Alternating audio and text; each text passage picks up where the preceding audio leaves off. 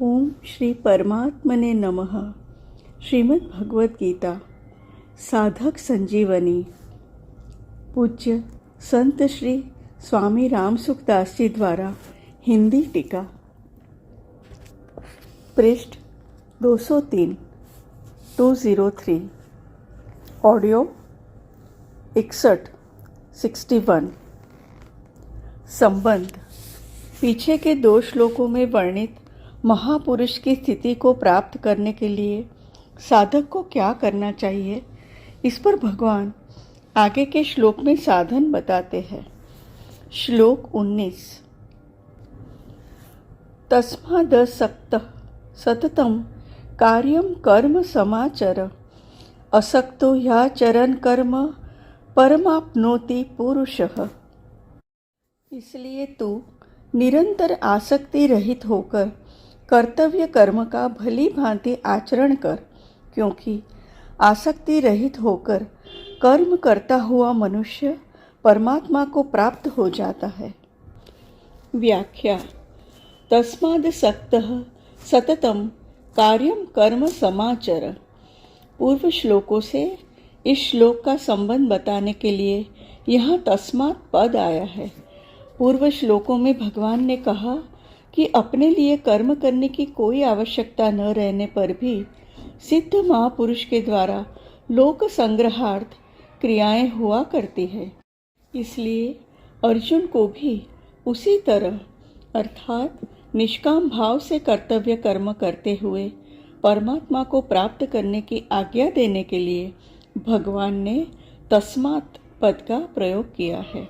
कारण कि अपने स्वरूप स्व के लिए कर्म करने और न करने से कोई प्रयोजन नहीं है। कर्म सदैव पर अर्थात दूसरों के लिए होता है, स्व के लिए नहीं। अतः दूसरों के लिए कर्म करने से कर्म करने का राग मिट जाता है और स्वरूप में स्थिति हो जाती है। अपने स्वरूप से विजातीय अर्थात जड़ पदार्थों के प्रति आकर्षण को आसक्ति कहते हैं। आसक्ति रहित होने के लिए आसक्ति के कारण को जानना आवश्यक है। मैं शरीर हूँ और शरीर मेरा है, ऐसा मानने से शरीर आदि नाशवान पदार्थों का महत्व अंतःकरण में अंकित हो जाता है। इसी कारण उन पदार्थों में आसक्ति हो जाती है। आसक्ति ही पतन करने वाली है, कर्म नहीं। आसक्ति के कारण ही मनुष्य शरीर, इंद्रियां, मन, बुद्धि आदि जड़ पदार्थों से अपना संबंध मानकर अपने आराम सुख भोग के लिए तरह तरह के कर्म करता है। इस प्रकार जड़ता से आसक्ति पूर्वक माना हुआ संबंध ही मनुष्य के बारंबार जन्म मरण का कारण होता है। कारणम गुण संगोस्य सदसद्योनि जन्मसु। अध्याय 13 श्लोक 21। आसक्ति रहित होकर कर्म करने से जड़ता से संबंध विच्छेद हो जाता है। आसक्ति वाला मनुष्य दूसरों का हित नहीं कर सकता, जबकि आसक्ति रहित मनुष्य से स्वतः स्वाभाविक प्राणी मात्र का हित होता है। उसके सभी कर्म केवल दूसरों के हितार्थ होते हैं। संसार से प्राप्त सामग्री अर्थात शरीर आदि से हमने अभी तक अपने लिए ही कर्म किए हैं, उसको अपने ही सुख भोग और संग्रह में लगाया है। इसलिए संसार का हमारे पर ऋण है, जिसे उतारने के लिए केवल संसार के हित के लिए कर्म करना आवश्यक है। अपने लिए अर्थात फल की कामना रखकर कर्म करने से पुराना ऋण तो समाप्त होता नहीं, नया ऋण और उत्पन्न हो जाता है। ऋण से मुक्त होने के लिए बार बार संसार में आना पड़ता है। केवल दूसरों के हित के लिए सब कर्म करने से पुराना ऋण समाप्त हो जाता है और अपने लिए कुछ न करने तथा कुछ न चाहने से नया ऋण उत्पन्न नहीं होता। इस तरह जब पुराना ऋण समाप्त हो जाता है और नया ऋण उत्पन्न नहीं होता, तब बंधन का कोई कारण न रहने से मनुष्य स्वतः मुक्त हो जाता है। कोई भी कर्म निरंतर नहीं रहता, पर आसक्ति अर्थात अंतःकरण में निरंतर रहा करती है। इसलिए भगवान सततम असक्तः पदों से निरंतर आसक्ति रहित होने के लिए कहते हैं। मेरे को कहीं भी आसक्त नहीं होना है। ऐसी जागृति साधक को निरंतर रखनी चाहिए। निरंतर आसक्ति रहित रहते हुए जो विहित कर्म सामने आ जाए उसे कर्तव्य मात्र समझकर कर देना चाहिए। ऐसा उपर्युक्त पदों का भाव है। वास्तव में देखा जाए तो किसी के भी अंतःकरण में आसक्ति निरंतर नहीं रहती। जब संसार निरंतर नहीं रहता, प्रतिक्षण बदलता रहता है, तब उसकी आसक्ति निरंतर कैसे रह सकती है?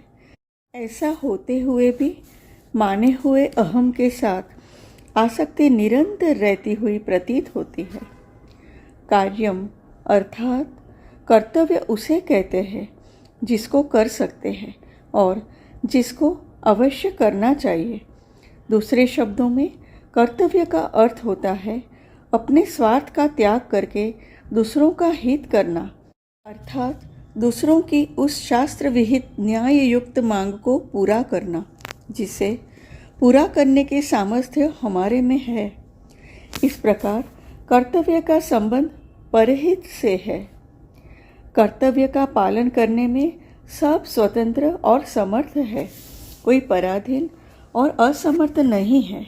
हाँ, प्रमाद और आलस्य के कारण अकर्तव्य करने का बुरा अभ्यास अर्थात आदत हो जाने से तथा फल की इच्छा रहने से ही वर्तमान में कर्तव्य पालन कठिन मालूम देता है। अन्यथा कर्तव्य पालन के समान सुगम कुछ नहीं है। कर्तव्य का संबंध परिस्थिति के अनुसार होता है।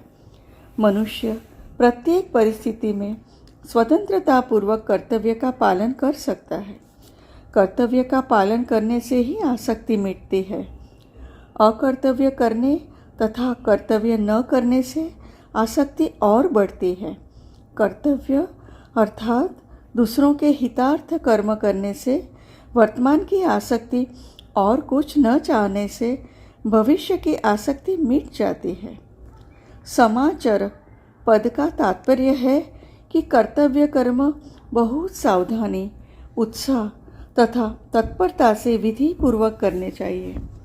कर्तव्य कर्म करने में थोड़ी भी असावधानी होने पर कर्मयोग की सिद्धि में बाधा लग सकती है।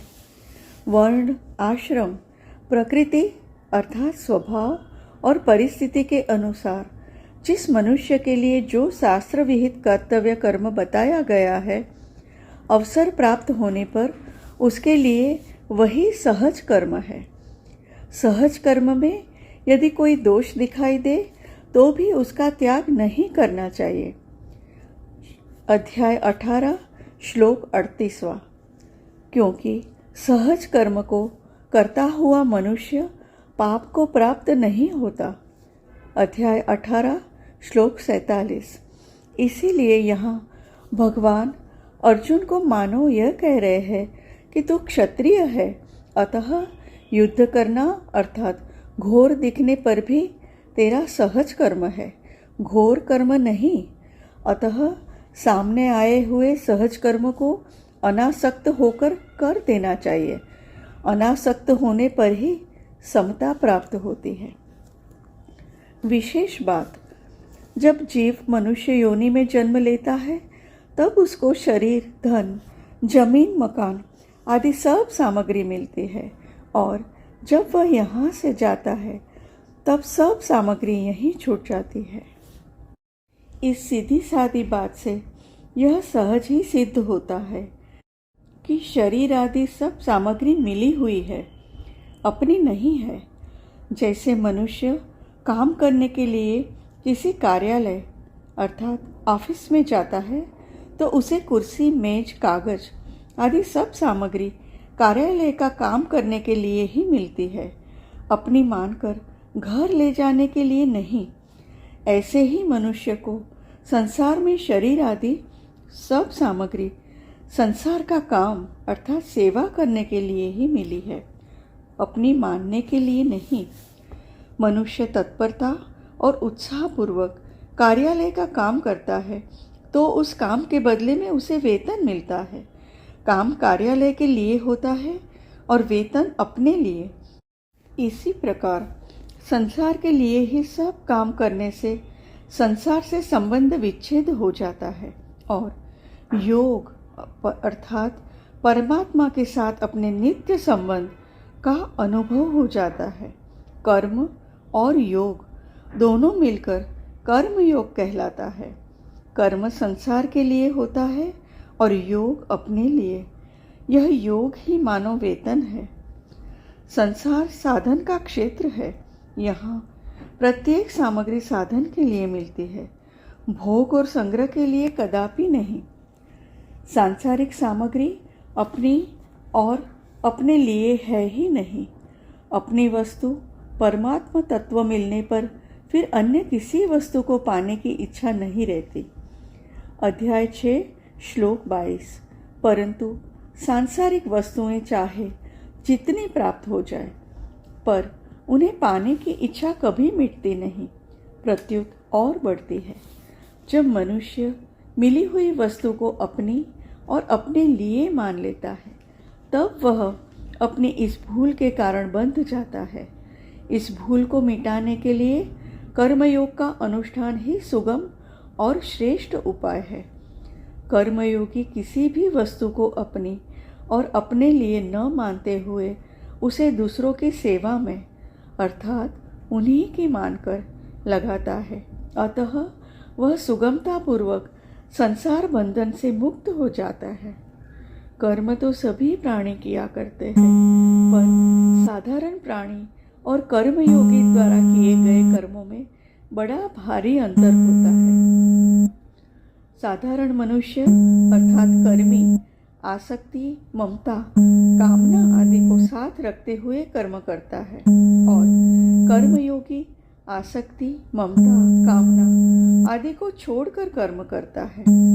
कर्मी के कर्मों का प्रवाह अपनी तरफ होता है और कर्मयोगी के कर्मों का प्रवाह संसार की तरफ। इसलिए कर्मी बंधता है और कर्मयोगी मुक्त होता है। असक्तो या चरण कर्म, मनुष्य ही आसक्ति पूर्वक संसार से अपना संबंध जोड़ता है, संसार नहीं। अतः मनुष्य का कर्तव्य है कि वह संसार के हित के लिए ही सब कर्म करे और बदले में उनका कोई फल न चाहे। इस प्रकार आसक्ति रहित होकर अर्थात मुझे किसी से कुछ नहीं चाहिए, इस भाव से संसार के लिए कर्म करने से संसार से स्वतः संबंध विच्छेद हो जाता है। कर्मयोगी संसार की सेवा करने से, वर्तमान की वस्तुओं से और कुछ न जानने से भविष्य की वस्तुओं से संबंध विच्छेद करता है। मेले में स्वयं सेवक अपना कर्तव्य समझकर दिन भर यात्रियों की सेवा करता है और बदले में किसी से कुछ नहीं चाहते। अतः रात्रि में सोते समय उन्हें किसी की याद नहीं आती, कारण कि सेवा करते समय उन्होंने किसी से कुछ चाहा नहीं। इसी प्रकार जो सेवा भाव से दूसरों के लिए ही सब कर्म करता है और किसी से मान, बड़ाई आदि कुछ नहीं चाहता, उसे संसार की याद नहीं आती। वह सुगमतापूर्वक संसार बंधन से मुक्त हो जाता है। कर्म तो सभी किया करते हैं, पर कर्मयोग तभी होता है जब आसक्ति रहित होकर दूसरों के लिए कर्म किए जाते हैं। आसक्ति शास्त्र विहित कर्तव्य कर्म करने से ही मिट सकती है। धर्मते वीरति, मानस सोपान 3, दोहा 16, चौपाई 1। शास्त्र निषिद्ध कर्म करने से आसक्ति कभी नहीं मिट सकती। परमाप्नोति पुरुषः, जैसे 13वें अध्याय के 34वें श्लोक में भगवान ने परम पद से सांख्य योगी के परमात्मा को प्राप्त होने की बात कही, ऐसे ही यहाँ परम पद से कर्मयोगी के परमात्मा को प्राप्त होने की बात कहते हैं। तात्पर्य यह है कि साधक रुचि, विश्वास और योग्यता के अनुसार किसी भी मार्ग, कर्मयोग, ज्ञान योग या भक्ति योग पर क्यों न चले, उसके द्वारा प्राप्तव्य वस्तु एक परमात्मा ही है। अध्याय 5, श्लोक 4-5। प्राप्तव्य तत्व वही हो सकता है जिसकी प्राप्ति में विकल्प, संदेह और निराशा न हो तथा जो सदा हो, सब देश में हो, सब काल में हो, सभी के लिए हो, सबका अपना हो और जिस तत्व से कोई कभी किसी अवस्था में किंचिन मात्र भी अलग न हो सके, अर्थात जो सबको सदा अभिन्न रूप से स्वतः प्राप्त हो। अस्तु, विशेष बात का अनुसंधान ऑडियो 63 में। हरि ओम।